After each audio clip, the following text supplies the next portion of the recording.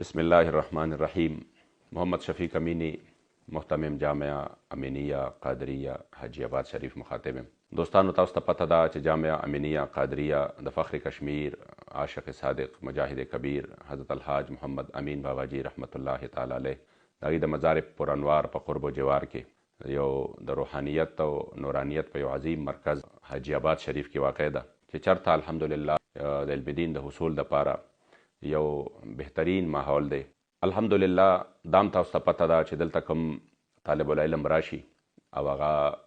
جامعه امینیه قادریه ته راشي نو د علم سره سره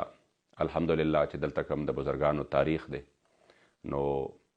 دا موږ په فخر باندې وایو چې هغه به انشاءالله د حضور علیه صلات وسلام مبارک د عزت او ناموس او د ختم نبوت یو عظیم مجاهد او مدافع جوړیږي او دا جذبه به انشاءالله د هغه په رګ رګ کې موجود وي چې د والدینو دپاره د دې نه یو عظیمه خوشقسمتي دا بله نشته چې د هغه زوی د خپل حبیب علیه صلات وسلام د عزت او ناموس او د ختم نبوت یو عظیم محافظ جوړ شي. الحمدلله دا جذبه چې ده نو دا جامعه امینیه قادریه ته په وراثت کې ملو شوې ده او ورسره مونږ کوشش دا کړی دی چې د طلبای کرامو دپاره سخت کال چونکې د درجه اولا نه واخله تر د دوره صغرا پورې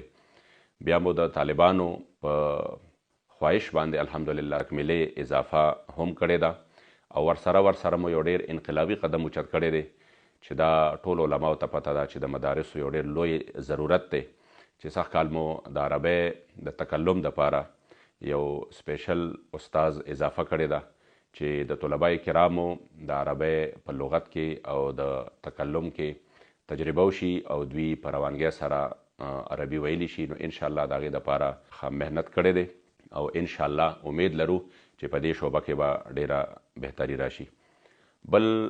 کوم طلبای کرام چې داسې دي چې هغوی د کمپیوټر د کورسونو ډي آی ټي او د انګلیش لینګویج شوق لري الحمدلله هغې دپاره هم استادان موجود دي او هغوی ته به باقاعده دغه کورسونه کوي. ورسره چې کوم طلبا داسې دي چې هغوی سکولونو کې داخلي کړي امتحاناتو ته نو د هغې دپاره به سپیشل د تیاری دپاره هم د ټیوشن کلاسز موجود وي. باقي چې کوم په مدرسه کې بنیادي سهولتونه دي هغه الحمدلله موجود دي او 24 غنټې یعنی سولر سیسټم شته بجلی نه ځي. همدغه رنګې د طلبای کرامو دپاره بهترین رهایشي انتظام دی، فراخي کمرې دي او خپل لنګر انتظام دی. موږ امید لرو چې انشاءالله ستاسو دا فیصله د جامعه امینیه قادریه کې دا به ستاسو د بچو دپاره یو بهترین مستقبل سبب او ذریعه جوړیږي، د دنیا او د آخرت د خوشحالو سبب او ذریعه به جوړیږي. انشاءالله د 5 اپریل نه د هفتې د ورځې نه به داخلو آغاز کیږي او په 16 اپریل باندې به باقاعده د نوي درسي کال د اسباقو آغاز کیږي. الله کریم جل جلاله دې مونږه په دې خپلو نیکو ارادو کې کامیاب کی او چې څومره مدارس اسلامیه دي رب العزت دې ټولو ته عروج او ترقي نصیب کړي.